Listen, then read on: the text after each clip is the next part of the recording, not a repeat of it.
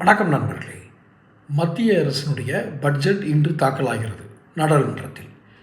இந்திய நாடாளுமன்றத்தில் ஒரு பெண் நிதியமைச்சர் 9வது முறையாக இன்று அந்த பட்ஜெட்டை தாக்கல் செய்ய இருக்கிறார்.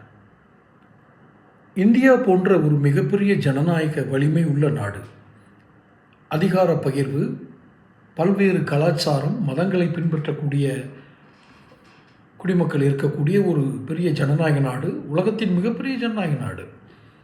இந்த நாட்டினுடைய பட்ஜெட், அதாவது நிதி நிலை அறிக்கை,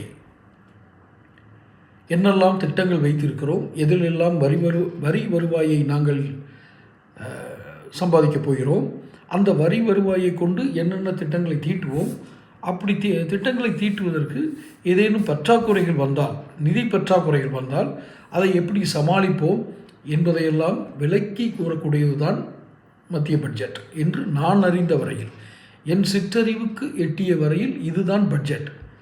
ஆனால் 9வது முறையாக அந்த பட்ஜெட்டை தாக்கல் செய்யும் நிர்மலா சீதாராமன் அவர்கள், அம்மையார், எனக்கு அவர் மீது ஒன்றும் தனிப்பட்ட கருத்து, அவருடைய நிதி அறிக்கையில் நான் சொல்கிறதுக்கு இல்லை.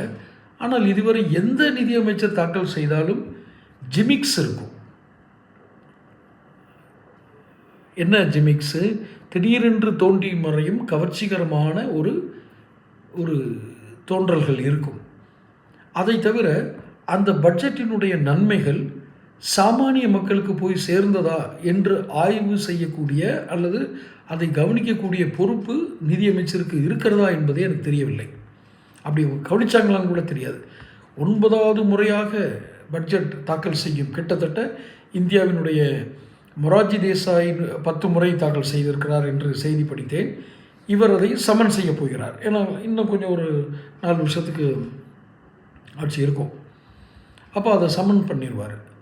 ஆனால் எனக்கு ஏற்படும் ஒரே ஒரு எண்ணம், என்ன சாதித்தார் இவர்?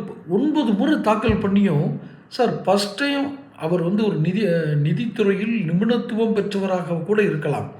ஆனால் ஒரு நாட்டினுடைய பட்ஜெட் போடுற அளவுக்கு அவருக்கு திறமை இருக்கிறதா அப்படிங்கிறத முதல் பட்ஜெட்டை தாக்கல் பண்ணும்போதே அவர் புரிந்திருப்பார். மற்றவர்கள் விடுங்க, மற்றவங்க இவரை பாராட்டுறாங்க, இவரை விமர்சனம் பண்ணுறாங்க, அதெல்லாம் ஒரு பக்கம் இருக்கட்டும். இவரே முதலில் தன் திறனை அறிந்திருக்க வேண்டும். 1 2 3 4 ஐயா, என்னால் பட்ஜெட்டை சும்மா போய் பொம்மை மாதிரி தாக்கல் பண்ணுறதுல அர்த்தம் இல்லை, நான் எனக்கு ஒன்றும் பிரயோஜனம் மாதிரி தெரியலன்னு சொல்லியிருக்கணும். யாருக்கு பிரயோஜனம்?